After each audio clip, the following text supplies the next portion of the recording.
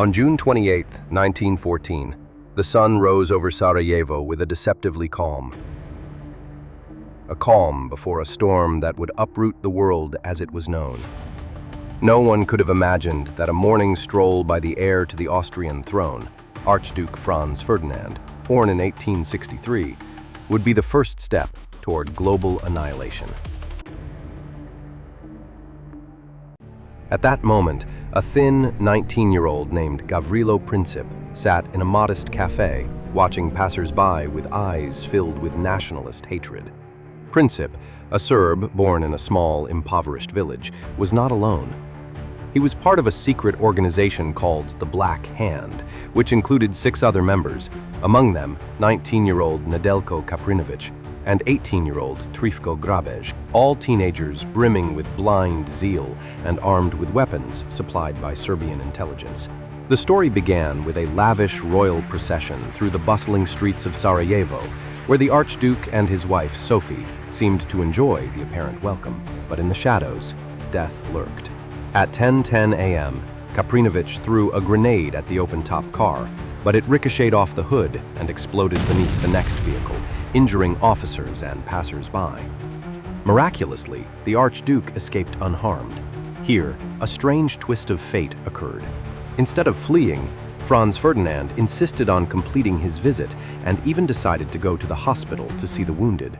In a twist of destiny that proves reality is stranger than fiction, the driver took a wrong turn and stopped just in front of the cafe where Gavrilo Princip, frustrated by the failed first attempt, was sitting.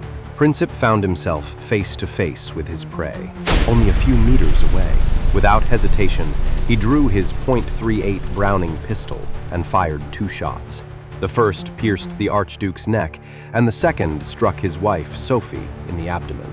At that moment, Europe held its breath. The Archduke did not die instantly. His last words to his dying life were, "Sophie, don't die. Live for our children." But death was swift, and with their passing, the final hours of world peace began.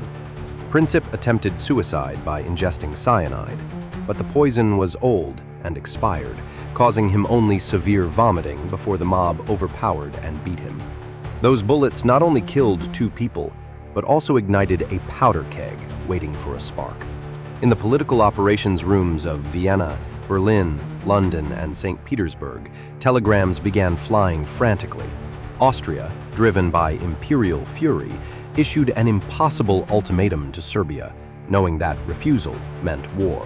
Russia watched cautiously, ready to defend its Serbian ally, while Germany offered Austria what was called a blank check, promising its support regardless of the consequences. The hours ticked by, and diplomats who had spent decades crafting balances of power found themselves helpless against an unstoppable military train. Before I continue, hit the like button, and don't forget to subscribe to the channel and activate the bell icon so we can continue. By July, ports were closing and railways were filling up with soldiers heading to fronts they had never seen before. In London, Sir Edward Grey looked out of his window at the Foreign Office and uttered his famous words, "The lamps are now going out across Europe, and we shall never see them lit again in our lifetime." That's our story for today. I hope you enjoyed it. If you'd like more stories like this, please share them in the comments. Don't forget to like the video, subscribe to the channel, and turn on notifications. I'm Gynex. See you in the next video.